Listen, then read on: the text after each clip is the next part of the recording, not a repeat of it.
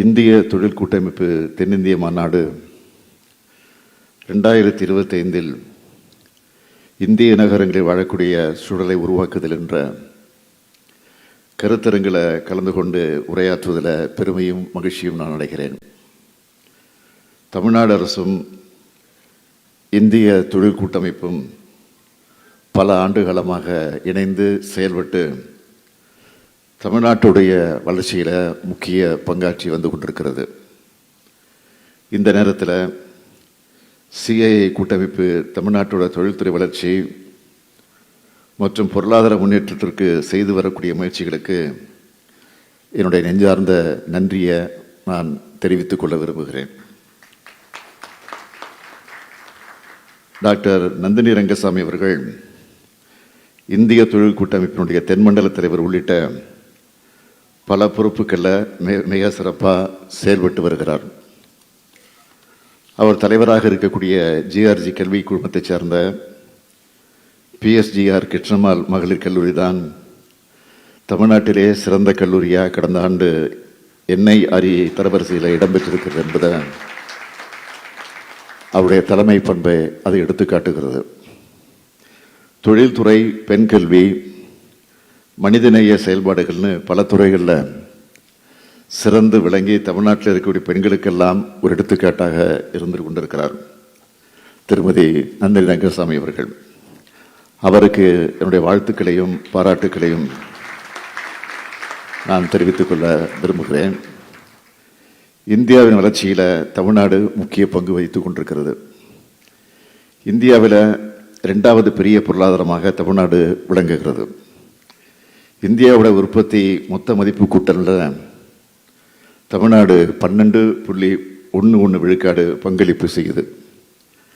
கடந்த 3 ஆண்டுகளில் தமிழ்நாடு 8 விழுக்காட்டுக்கும் அதிகமான பொருளாதார வளர்ச்சி கண்டிருக்கு. தமிழ்நாட்டோட வளர்ச்சி தனித்தன்மை வாய்ந்தது. இந்த வளர்ச்சியை மேலும் மேம்படுத்துகிற வகையில் 2030ஆம் ஆண்டுக்குள்ள தமிழ்நாட்டை 1 டிரில்லியன் பொருளாதார மாநிலமாக உயர்த்திட ஒரு உயரிய இலக்கு நிர்ணயித்து அந்த பாதையில் பயணிச்சுக்கிட்டு வரோம். பொருளாதார வளர்ச்சி மட்டுமல்ல, எல்லாரையும் உள்ளடக்கின வளர்ச்சி, சமூக நிதியை உள்ளடக்கின வளர்ச்சி, பெண்கள் முன்னேற்றம் மற்றும் சமத்துவம் போன்ற கொள்கைகளை அடித்தளமாக கொண்ட ஒட்டுமொத்த வளர்ச்சியை எங்களுடைய இலக்காக கொண்டிருக்கிறோம். இதனால தான் தமிழ்நாடு மற்ற மாநிலங்களுக்கெல்லாம் மற்ற மாநிலங்களிலிருந்து யூனிக்காக இருக்குது. நம்ம தமிழ்நாடு மக்கள் தொகையை அதிகம் கொண்ட மிகவும் நகரமயமாக்கப்பட்டிருக்கக்கூடிய மாநிலம் மட்டுமல்ல, மிகவும் தொழில்மயமாக்கப்பட்ட மாநிலம். இந்தியாவிலே அதிக எண்ணிக்கையிலான தொழிற்சாலைகள் தமிழ்நாட்டில் தான் இருக்குது. தமிழ்நாடு முழுக்க சீரான மற்றும் பரவலான வளர்ச்சியை கொண்டு வர நாங்கள் எடுத்துக்கொண்டு வரக்கூடிய முயற்சிகள் பலனளிச்சுக்கிட்டு வருது. கோயம்புத்தூர், திருச்சி, ஓசூர், மதுரை, சேலம், தூத்துக்குடி போன்ற நகரங்களும் பொருளாதார சக்திகளாக உருவெடுத்திருக்கு.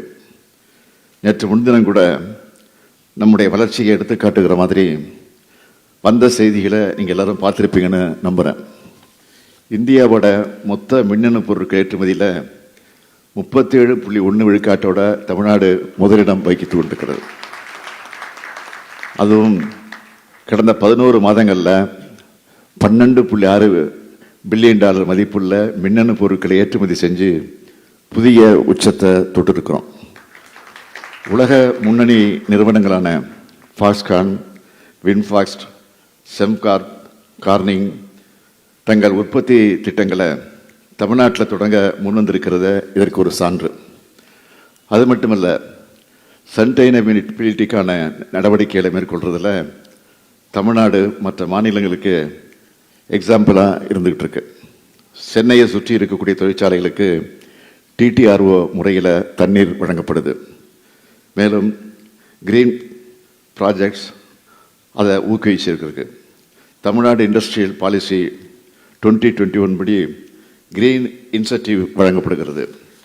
தொழில்துறைக்கு மேலும் வலு சேர்க்கிற விதமாக பல்வேறு திட்டங்களை இந்த ஆண்டு பட்ஜெட்டில் அறிவிச்சிருக்கிறோம். அதில் சிலவற்றை மட்டும் நான் சொல்லணும்னா 500 கோடி ரூபாயில் தமிழ்நாடு செமிகண்டக்டர் மிஷன், சூலூர் மற்றும் பல்லடத்தில் தலா 100 ஏக்கர் பரப்பளவில் செமிகண்டக்டர் உற்பத்தி பூங்கா, சென்னைக்கு அருகில் உலகளாவிய நகரம்னு பல அறிவிப்புகளை வெளியிட்டிருக்கிறோம். தமிழ்நாடு அரசு மற்றும் சிஏஏ இடையிலான நட்புறவை தொடர்ந்து வலுப்படுத்துவேன்னு இந்த நிகழ்ச்சியில் நான் உறுதியாக தெரிவித்துக்கொள்ள விரும்புகிறேன். நகர்ப்புற உள்கட்டமைப்பு, சுற்றுச்சூழல் நிலத்தன்மை மற்றும் குடிமக்களின் வாழ்க்கை தரத்தை உயர்த்தும் வாழ்க்கை தர முயற்சிகளை முன்னெடுக்கிறதுலையும் இந்த ஒத்துழைப்பு தொடரும். பொருளாதார வளர்ச்சியில் முக்கிய பங்காற்ற நகரங்களுக்கு இந்த வளர்ச்சியோட மக்கள் வாழ எல்லா வகையிலும் ஏற்றதாக இருக்கணும். மக்களோட மகிழ்ச்சி, ஆரோக்கியம் மற்றும் உற்பத்தி திறனை உயர்த்துகிற வகையில் நகரங்கள் திட்டமிட்டு உருவாக்கப்படணும். சென்னையை உலக தரத்தில் நகரமாக உருவாக்க 3rd மாஸ்டர் பிளான் தயாரிச்சுட்டு வரோம். மாநில அரசு சார்பாக கோவை, மதுரை, ஓசூர், சேலம், திருப்பூர், திருச்சி, வேலூர், திருநெல்வேலி உள்ளிட்ட 136 நகரங்களுக்கு மாஸ்டர் பிளான்களை உருவாக்கிக்கிட்டு இருக்கோம். இதன் மூலம் நகர விரிவாக்கங்கள் நடைபெறும் போது மக்களின் வாழ்க்கை தரம் மேம்படும். பசுமை இயக்கத்துக்கு முன்னோடியாக தமிழ்நாடு செயல்படுது. நம்மோட மின்வாகன கொள்கை மாநிலத்தை ஈவி உற்பத்தியின் மையமாக மாற்றியிருக்கு. ஓலா, வின்ஃபாக்ஸ், டாடா மோட்டார்ஸ் போன்ற நிறுவனங்கள் தங்களின் திட்டங்களை நம் மாநிலத்துக்கு நிறுவி இருக்காங்க. மேலும் பசுமை ஹைட்ரஜன் திட்டங்களிலும் முக்கிய முதலீடுகள் செய்யப்பட்டிருக்கு.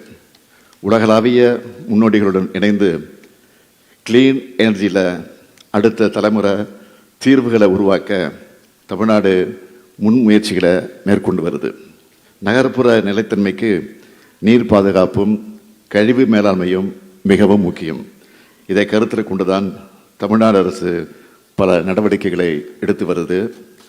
தமிழ்நாடு நீர் பாதுகாப்பு திட்டம் மூலம் மழைநீர் சேகரிப்பு, ஏரிகள் புதுப்பித்தல் மற்றும் நீர்வளங்களை திறம்பட நிர்வகித்தல் போன்ற நடவடிக்கைகளை செயல்படுத்தி கொண்டு வருகிறோம். திடக்கழிவு மேலாண்மை மற்றும் சர்க்குலர் எக்கனாமி ஆகியவற்றுக்கு முக்கியத்துவம் வழங்கி சுற்றுச்சூழலை பேணி பாதுகாக்க மறுசுழற்சி மற்றும் கழிவுகளை ஆற்றலாக மாற்றும் திட்டங்கள் ஊக்குவிக்கப்படுகிறது. கழிவுநீர் வடிகால் அமைப்புகள் மேம்படுத்தப்பட்டு நகர்ப்புற வெள்ளத்தையும் கட்டுப்படுத்தவும் சுற்றுச்சூழலை பேணவும் நடவடிக்கைகள் மேற்கொள்ளப்பட்டிருக்கு. தமிழ்நாடு காலநிலை மாற்ற இயக்கம் மூலமாக நிலைத்தன்மை கொண்ட வாழ்விடங்களை ஊக்குவித்து கார்பன் பயன்பாட்டை குறைச்சி காலநிலை மாற்றங்களை எதிர்கொள்ள நினைக்கிறோம். நகரங்கள் வாழுறதுக்கு ஏற்றதாகவும் நிலைத்தன்மை கொண்டதாகவும் மாற்றுறது சமூக பொறுப்பு மட்டுமில்லாமல் இது உங்களுக்கெல்லாம் ஒரு பொருளாதார வாய்ப்பாகவும் இருக்கும். எனவே மின்சார போக்குவரத்து, நிலையான கட்டுமானம் மற்றும் தூய்மையான தொழில்நுட்பம் போன்ற பசுமை பொருளாதார துறைகளில் தமிழ்நாட்டில் முதலீடு செய்யுமாறு உங்களை இந்த தருணத்தில் நான் கேட்டுக்கொள்கிறேன். புத்தாக்கமான ஸ்மார்ட் நகர தீர்வுகள், ஆற்றல் செயல்திறன் மற்றும் உள்கட்டமைப்பு மேம்பாடு போன்ற திட்டங்களில் எங்களுடன் இணைந்து செயல்படுவீங்கன்னு உங்களுக்கு நான் இந்த நேரத்தில் அழைப்பு விடுக்கிறேன். வாழ்வதற்கேற்ற நிலைத்தன்மை கொண்ட மற்ற செழிப்பு நிறைந்த நகரங்களை உருவாக்குறது தான் நம்ம எல்லோருடைய இலக்கு. தமிழ்நாடு அரசு உங்களுடன் தொழில்துறையுடன் இணைந்து உலக தரத்திற்கேற்ப உட்கட்டமைப்புகளை உருவாக்க உறுதி பூண்டிருக்கு.